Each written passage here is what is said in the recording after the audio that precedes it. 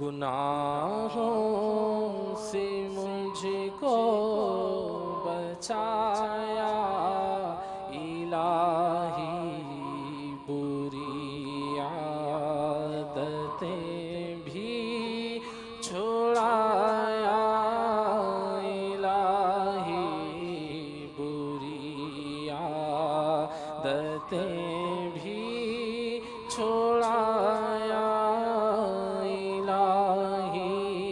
سیدنا مالک بن دینار رحمت اللہ تعالیٰ نے فرماتے ہیں کہ منقول ہے بنی اسرائیل میں ایک عالم لوگوں کا اجتماع کیا کرتے ہیں، عورتیں بھی اس اجتماع میں جمع ہوتی، تو پردے وردے کا ظاہر اہتمام ہوتا ہوگا۔ اس عالم کا ایک نوجوان بیٹا تھا، اس نے ایک لڑکی کو تاڑا تو عالم کی نظر پڑی کہ میرا بیٹا بدنگاہی کر رہا ہے، تو عالم صاحب نے وہیں سے فرمایا کہ بیٹا صبر کر، یعنی بدنگاہی مت کرو، تمہارا جی بھلے چاہتا لیکن تم اس کی طرف دیکھو مت، صبر کرو۔ یہ کہتے ہی وہ عالم صاحب منہ کے بل تخت سے گر پڑے، جس سے بعض ہڈیاں ان کی ٹوٹ گئیں، جوڑ ہڈیوں کے ٹوٹ گئے۔ اس وقت کے نبی کو اللہ تبارک و تعالی نے اسی وقت وحی فرمائی کہ فلاں عالم کو خبر دے دو کہ میں اس کی نسل سے کبھی صدیق پیدا نہیں کروں گا۔ صدیق یہ ولی سے بھی بلند رتبہ ہوتا ہے، مطلب یہ کہ اپنے بیٹے کو سختی سے اس بری حرکت سے باز کیوں نہیں رکھا، اس کو اچھی طرح کیوں نہیں سمجھایا۔ کیا ہم بھی اپنی اولاد کو، اپنے ماتحتوں کو کیا اچھی طرح سمجھاتے ہیں؟ نہیں، ہرگز نہیں، ہرگز نہیں۔ حالانکہ قرآن واضح طور پر ارشاد فرما چکا، سورۃ التحریم پارہ 28واں، یا ایھا الذین آمنوا قوا انفسکم واہلیکم نارا وقودها الناس والحجارہ علیہا ملائکۃ غلاظ شداد لا يعصون اللہ ما امرهم ويفعلون ما يؤمرون۔ ترجمہ کنز الایمان، اے ایمان والو اپنی جانوں اور اپنے گھر والوں کو اس آگ سے بچاؤ جس کے ایندھن آدمی اور پتھر ہیں، اس پر سخت کرنے فرشتے مقرر ہیں جو اللہ عز و جل کا حکم نہیں ٹالتے، جو انہیں حکم ہو وہی کرتے ہیں۔ آپ نے دیکھا کہ اللہ تبارک و تعالی حکم دے رہا ہے اپنے آپ کو اور اپنی اولاد کو، اپنے اہل کو جہنم کی اس آگ سے بچاؤ جس کا ایندھن آدمی اور پتھر ہے، اور اس پر کر رہے فرشتے مقرر ہیں، کر رہے فرشتے، کسی کی سنتے ہی جو اللہ نے حکم دیا بس خلاص اسی پر وہ عمل کرتے ہیں۔ اس آیت مقدسہ کو سن کر ہم پر کچھ بھی اثر نہیں ہوا، کچھ بھی نہیں۔ حالانکہ حضرت سیدنا منصور رضی اللہ تعالیٰ عنہ سفر حج کے دوران کوفے کی کسی گلی سے، کسی کام سے وہاں قیام تھا، رات کے وقت نکلے تو ایک گھر سے مناجات کی آواز آ رہی تھی، رو رو کر کوئی اپنے گناہوں کی معافی مانگ رہا تھا۔ جب وہ چپ ہوا تو حضرت منصور رضی اللہ تعالیٰ عنہ نے یہ آیت تلاوت کی، یا ایھا الذین آمنوا قوا انفسکم واہلیکم نارا۔ تو جب یہ آیت تلاوت کی تو گھر کے اندر سے ایک دم دھڑام سے گرنے کی آواز آئی، پھر خاموشی طاری ہو گئی، یہ چلے گئے۔ صبح وہیں سے نکلے تو لوگ جمع تھے، تعزیت کر رہے تھے، تو ایک بڑھیا پر نظر پڑی، وہ رو رو کر کہہ رہی تھی کہ اللہ تعالیٰ میرے بچے کے قاتل کو جزائے خیر نہ دے کہ میرا جوان بیٹا رات کو گڑ گڑا کر دعا مانگ رہا تھا، اللہ کی بارگاہ میں رو رہا تھا، تو کسی نے ایسی آیت پڑھ دی جس میں جہنم کے عذاب کا ذکر تھا، اور میرے بیٹے سے وہ برداشت نہ ہو سکا اور میرے بیٹے نے دم توڑ دیا۔ تو آپ فرماتے ہیں کہ میں سمجھ گیا کہ میں نے جو آیت پڑھی تھی، دھڑام سے آواز آئی تھی گرنے کی، ہو نہ ہو میری وجہ سے اس کا انتقال ہوا، لیکن کہنے کی ضرورت نہیں تھی، بلکہ وہ مرنے والا تو بڑا کامیاب ہو گیا، اس نے کیا نقصان؟ سبحان اللہ، قرآن سن کر اس نے دم توڑا، اللہ اکبر۔ تو حضرت منصور رضی اللہ تعالیٰ عنہ فرماتے ہیں کہ میں نے خواب میں نوجوان کو دیکھا، بڑا خوش پوش خوش مزہ، وہ کہہ رہا تھا کہ میں وہی نوجوان ہوں کہ جس پر آپ نے آیت پڑھی تھی اور انتقال ہوا تھا۔ تو میں نے اس کو پوچھا کہ اللہ تبارک و تعالی نے آپ کے ساتھ کیا معاملہ کیا؟ تو کہنے لگا کہ اللہ تعالیٰ نے میرے ساتھ تو وہ کیا جو شہدائے بدر کے ساتھ کیا تھا، میں نے پوچھا یہ کیسے؟ تو کہنے لگا کہ وہ کافروں کی تلوار سے شہید ہوئے اور میں اللہ کی تلوار سے شہید ہوا ہوں۔ تو کتنا کرم ہو گیا۔ تو واقعی کوئی تو قرآن سن کر دم توڑے اور کوئی گانے سنتے ہوئے دم توڑے۔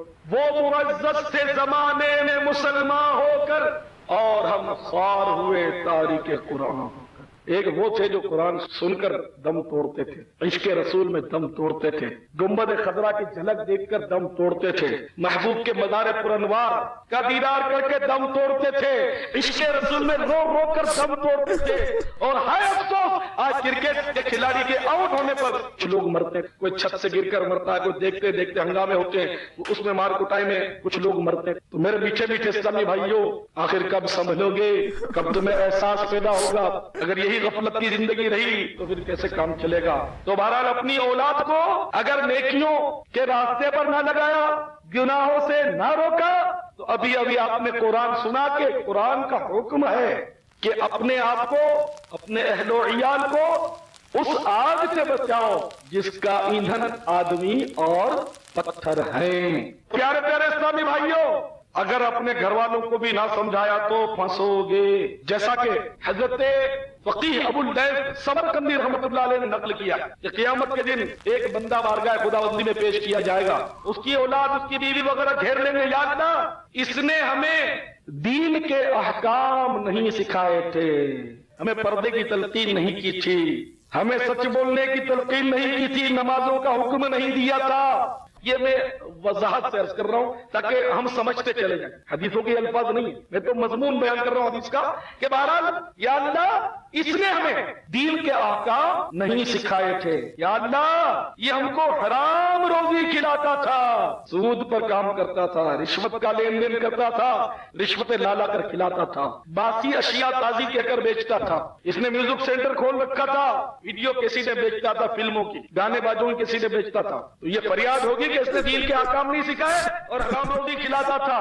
تو ان بال بچوں کی فریاد پر جن کے لیے لوگ بولتے کہ یار بچے گلے پڑ گئے، ان کے لیے سب کچھ کرنا پڑتا، تو انہی کی فریاد پر پکڑ لیا گیا اور فرشتے پکڑ لیں گے، خوب اس کو ماریں گے، اتنا ماریں گے، اتنا ماریں گے، اتنا ماریں گے، کھال ادھڑ جائے گی۔ اسکول لائف میں ذرا پہنچے آپ تصور میں، تو ڈنڈی جب استاد مارتا ہے دوسری ڈنڈی کھانے کی ہمت نہیں رہتی، اور اگر وہ پیٹنا شروع کر دے تو چیخیں مار مار کے برا حال ہوتا ہے۔ تو فرشتے ماریں گے، کھال ادھڑ جائے گی۔ یہاں تو محاورہ ہے کہ تیری چمڑی اتار دوں گا، لیکن چمڑی کو اتارتا نہیں، وہاں تو واقعی چمڑی اتر جائے گی، نہ صرف چمڑی بلکہ حدیث میں کہ اس کا گوشت بھی جھڑ جائے گا، اتنا ماریں گے، اور ہڈیوں کا ڈھانچہ رہ جائے گا، موت تو آئے گی نہیں۔ مطلب دنیا میں کسی کی چمڑی پوری اتار دی جائے تو ظاہر ہے کہ وہ تو سوچ بھی نہیں سکتا کتنی تکلیف ہوگی، اور زندہ رہ بھی نہیں سکتا، موت آ جائے اس کو، گوشت ادھر جائے اور ہڈیوں میں بھی جان رہے تو کتنا تکلیف ہوتی ہوگی۔ تو اس ہڈیوں کے ڈھانچے کو پکڑ کے اب میزان میں لایا جائے گا، اس کی نیکیاں نکالی جائیں گی، پہاڑ کے برابر نیکیاں نکلیں گی، تو نمازی بھی ہے، یہ تو حاجی بھی ہے، وہ زکاتیں بھی دی ہیں اس نے، بڑی بڑی نیکیاں نکالی جائیں گی۔ تو پھر اہل و عیال اس کے پہنچ جائیں گے اور اس کی ساری نیکیاں وہ لے لیں گے، پھر فرشتے اس کو پکڑ لیں گے اور وہ حسرت سے کہے گا ہائے افسوس، اب میرے کندھوں پر صرف ان گناہوں کا بوجھ رہ گیا جو میں نے تم لوگوں کی خاطر کیا تھا۔ اپنے بال بچوں کو کہہ رہا ہے کہ تمہاری خاطر جو گناہ کیے تھے وہی میرے کندھے پر رہ گئے، تو تمہارے لیے رشوت لاتا تھا، میں نے تمہارے لیے سود پر لون لے کر میں نے کاروبار کیا تھا، تمہاری خاطر میں جوا کی اسکیمیں چلاتا تھا، تمہاری خاطر میں نے میوزک سینٹر کھولا تھا، مجھے کیا ضرورت، میں تو تمہیں لوگوں کے لیے یہ کرتا تھا، تمہیں لوگوں کے لیے وہ کرتا تھا، انہیں طرح طرح کے مطلب اب وہ گناہ میرے کندھے پر رہ گئے کہ جو میں نے تم لوگوں کے لیے کیے تھے۔ یہ وہ بدنصیب ہے جو اپنے بال بچوں کی وجہ سے جہنم میں جا رہا ہے۔ تو میرے پیارے پیارے اسلامی بھائیوں، خوب سوچ لو کہ اب بھی اس آیت پر سمجھ نہیں آئی آپ کی، جس میں کہا گیا یا ایھا الذین آمنوا قوا انفسکم وأہلیکم نارا، اے ایمان والو اپنی جانوں اور اپنے گھر والوں کو اس آگ سے بچاؤ، وقودھا الناس والحجارہ، جس کا ایندھن آدمی اور پتھر ہے۔ اب بھی نہیں سمجھ آئے گی۔ یہاں تو اولاد کو گناہوں سے بچانا کیا، خود گناہوں کے لیے آرڈر ہے، خبردار اگر تو نے داڑھی رکھی تو، خبردار تو نے امامہ پہنا تو، خبردار اگر تو دعوت اسلامی کے اجتماع میں گیا کیا تو مولوی بنے گا؟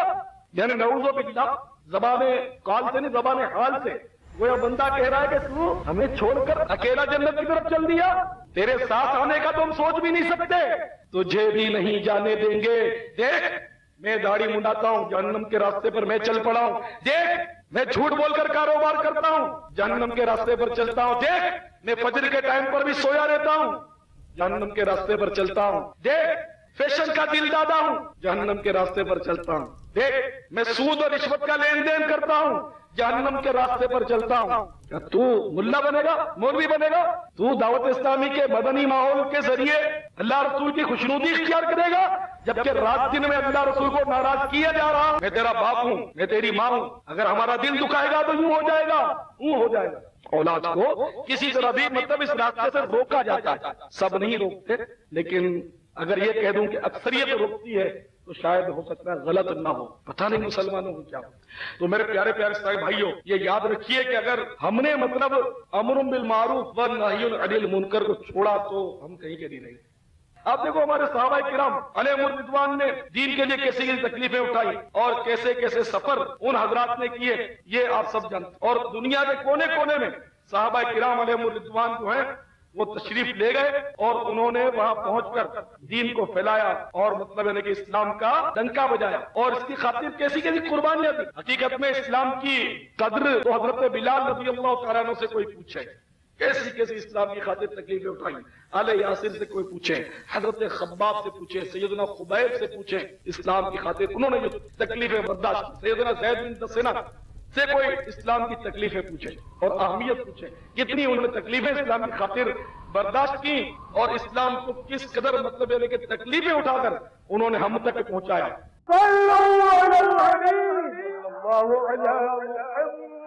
گناہوں سے مجھ کو بچایا الہی, بری عادتیں بھی چھوڑایا الہی, بری عادتیں بھی چھوڑایا.